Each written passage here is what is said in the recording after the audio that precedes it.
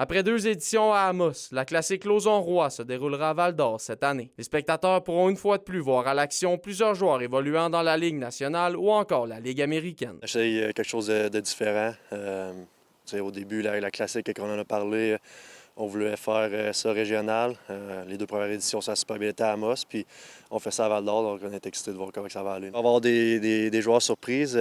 Il y en a qui jouent encore, donc on ne sait pas trop si ça va arriver. Mais, des gars de la Ligue américaine aussi. Jacob Gaucher va être de retour.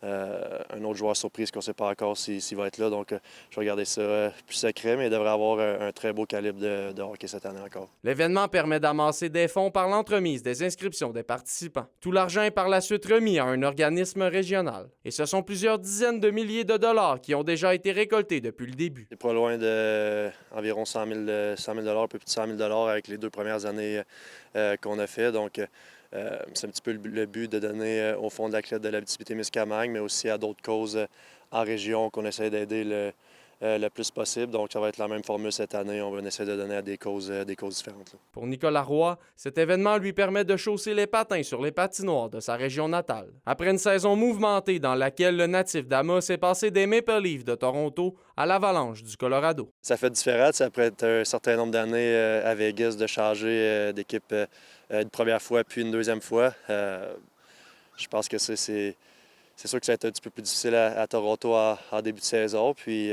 en faisant pas les séries, on savait qu'il y aurait peut-être des changements. Puis j'ai fait partie de ça. J'ai eu la chance après ça d'aller jouer pour une équipe qui était première dans la ligue puis qui avait une chance de se rendre jusqu'au bout. Ça s'est arrêté assez rapidement, mais somme toute, ça a été des très belles séries et une belle expérience. La classique Lauson-Roy sera présentée le 4 juillet prochain au centre Annie Coeaguil. Olivier Morin pour RNC Nouvelles.